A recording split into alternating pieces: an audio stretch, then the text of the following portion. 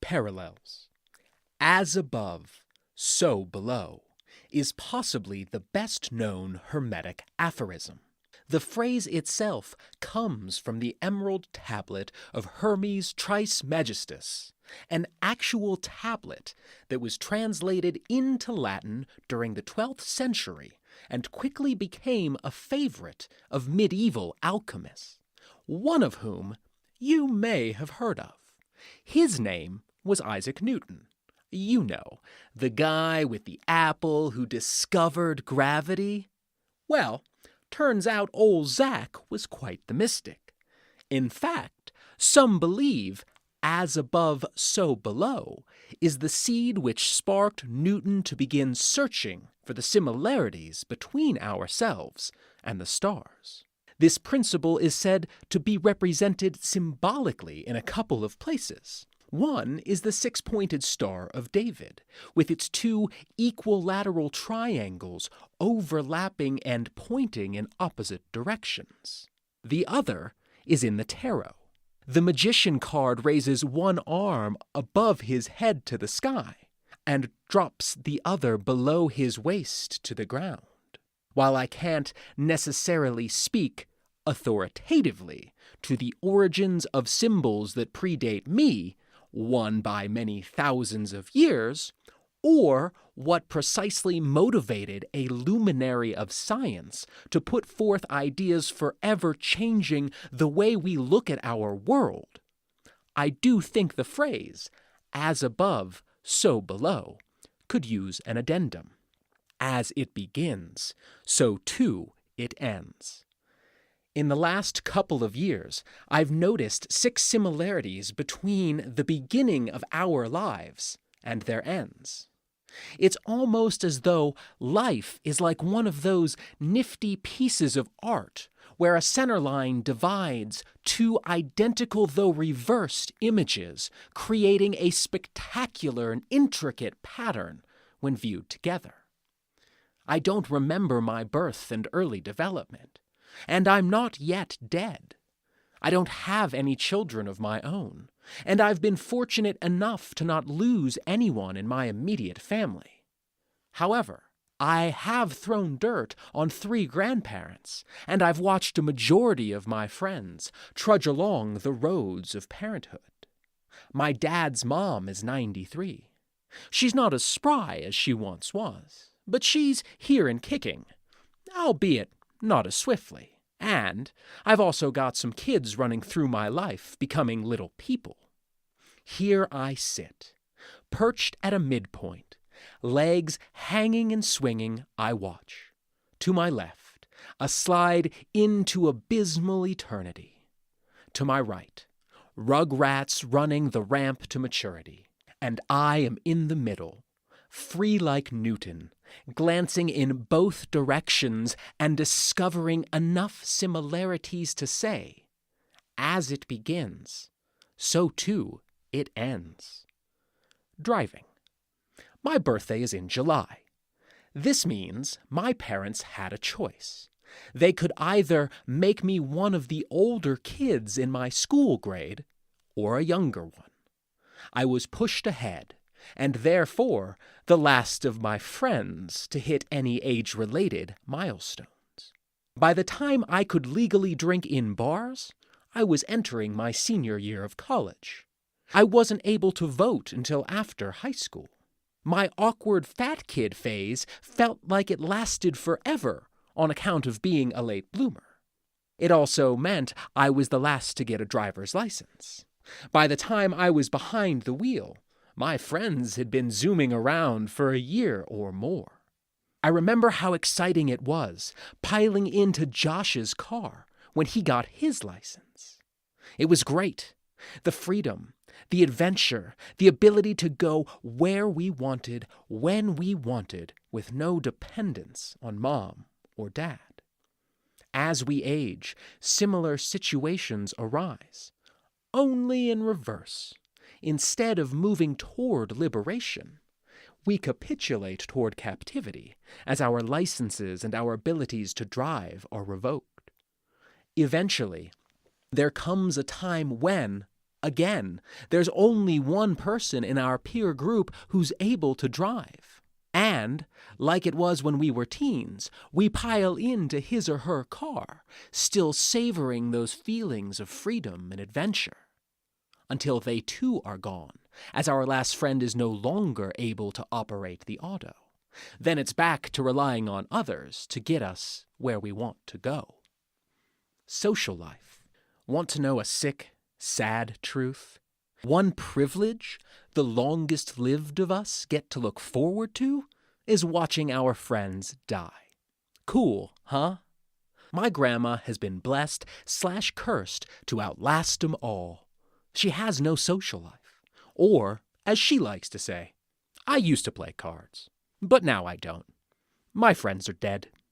This, too, is kind of like how it is at the beginning. We don't get any sort of say about who we do and don't spend our time with as babes. We come into this world, and there are people already here. They choose who we see. We certainly don't.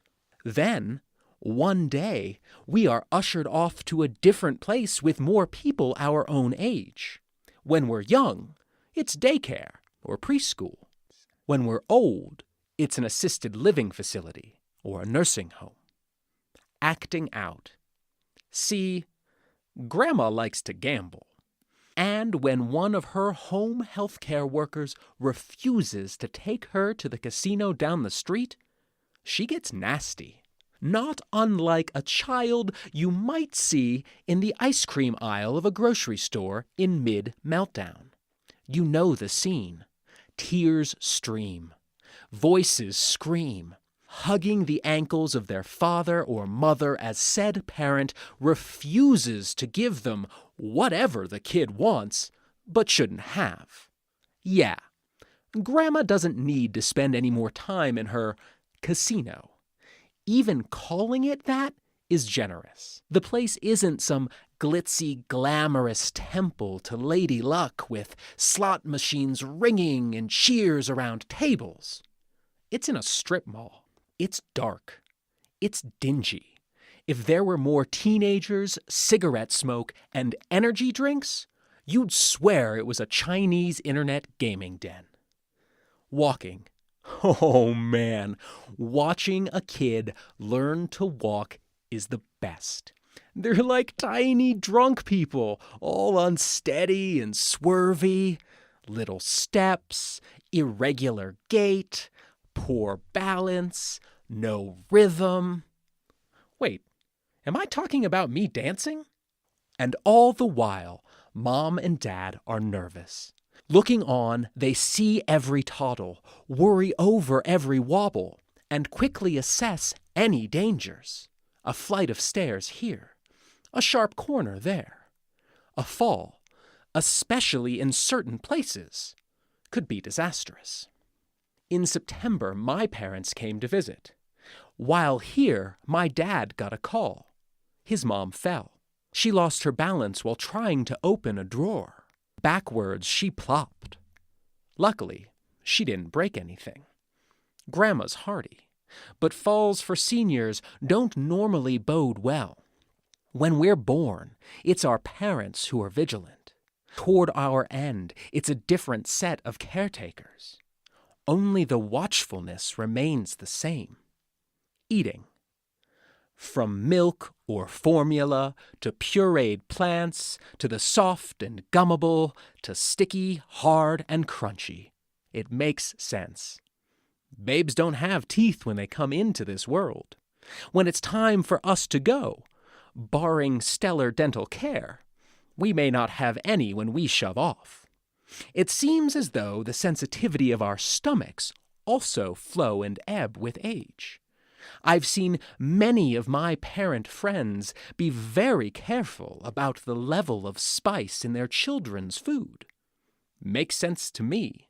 It's Mom and Dad who are dealing with diapers. They're on the front lines of the back end. Similar stuff happens with seasoning as we season. Our tolerance for such, or our willingness to deal with the consequences of our culinary choices, seems to diminish with age. At each restaurant Grandma and I ate, she made a point of making sure whatever she ordered was as bland as the chef would allow. I assume this is because my grandmother is a delicate flower. Lord knows, bowel movements aren't quite couth discussion among our family. Expectations. Mike Tyson said it best. Everybody has a plan, until they get punched in the mouth. Ain't that the truth? I'm not anti-preparation and planning. Both are good uses of time and have their place. But life and death are bigger than us and don't conform to our ideas about what they should be like. I've watched my first-time parent friends study and read. They took classes and flooded themselves with as much information from as many sources as they could, in hopes of being ready for when the little 'un arrived. And you know what? All those plans got thrown out the window. Dealing with their newborn in real time wasn't the same as imagining it. There's a difference between on paper and in hand. The gap between knowing something on an intellectual level and feeling what it's like to go through it on a physical one is wide indeed. It's the same with losing a loved one.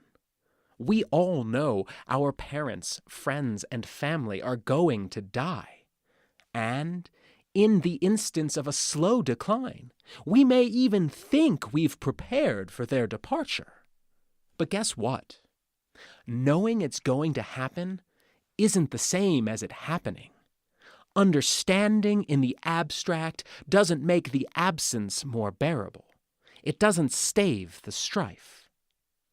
Practicing what I preach. This column has been about symmetry, the parallels between the various milestones of how lives start and end. And this principle, the end mirroring the beginning as the beginning foreshadows the end, is something I keep in mind when writing. The best conclusions call back to their introductions, referencing how a speech, essay, paper, etc. begins at its end, ties the work together, and contains it. Like bookends, matching objects opposing each other while imposing continuity and order for what's shelved between. Newton's imagination and view of the world may very well have been colored by a Hermetic idea. Reconciling the forces and movements of the stars in the sky and the ground at his feet was kind of his jam. As above, so below. Me? I'm more into the horizontal. Understanding our movements along the axis of life lived and coming to terms with them is what gets my creative juices flowing. Which is why I'm for adding a corollary to Hermes Trismegistus's vertical wisdom. As it begins, so too it ends. I guess it's time to start working on a 4-armed magician card and a 12-pointed star.